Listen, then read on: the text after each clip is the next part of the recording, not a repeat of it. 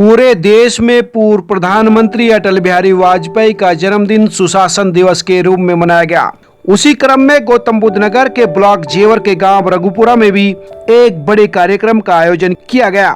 इस कार्यक्रम में बड़ी संख्या में किसान और नोडल अधिकारी के रूप में नामित हुए ब्लॉक जेवर के खंड विकास अधिकारी श्री आलोक रंजन सिंह भी शामिल हुए। दरअसल इस कार्यक्रम को सफल बनाने के लिए शासन स्तर पर कई दिनों से तैयारी चल रही थी।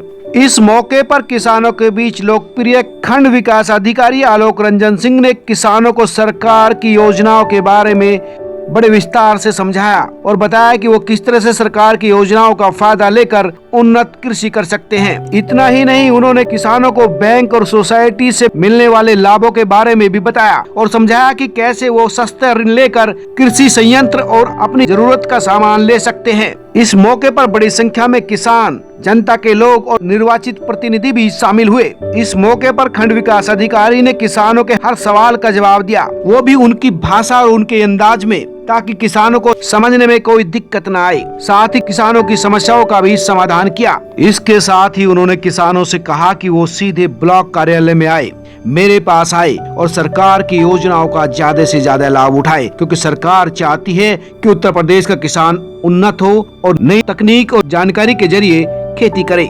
इस मौके पर प्रधानमंत्री नरेंद्र मोदी का भाषण भी किसानों को सुनवाया गया। सुशासन का मतलब ये होता है कि टाइमिंग के साथ अगर हम या हमारी संस्था या हमारी सरकार आपको टाइम ऋण दे रही है 3% पे, तो आपका भी होता है कि माननीय अटल जी के दिशा निर्देशों को फॉलो करते हुए उसी सुशासन के तहत जो इसकी अवधि है न्यूनतम अवधि उसमें जमा कर देंगे तो आपको सबसे राहत और लाभ मिलने वाला है। अगर नहीं ऐसा होता किसी कारण से, तो आपको पता होगा कि ये चीजें फिर आगे बढ़ती जाएंगी और ब्याज का दर धीरे धीरे बढ़ता चला जाएगा, वो 12.5% के आसपास हो जाएगा।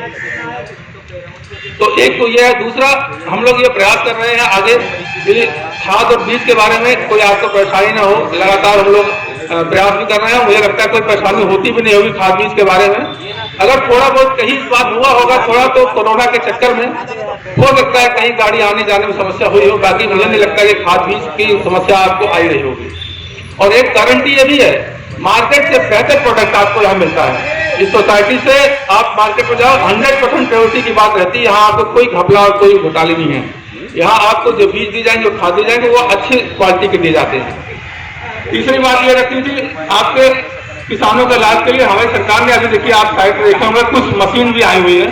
तो ये कुछ कृषि यंत्र भी हमारे यहाँ आए हुए हैं, इस साल आए हुए हैं। हम लोगों ने यहाँ डिमांड रखी थी शासन स्तर पे कि कुछ ऐसे हमारी सोसाइटी पे यंत्र आ जाए जो किसान भाई लोग अपने सोसाइटी से जुड़े हुए उनको लाभ पहुंच सके। इस दिशा में कुछ हम लोगों के जो कार्यक्रम थे उसके तहत आपने देखा होगा सोसाइटियों पे कुछ न कुछ यंत्र मंगाए गए हैं जिससे आप उसका लाभ ले सकें।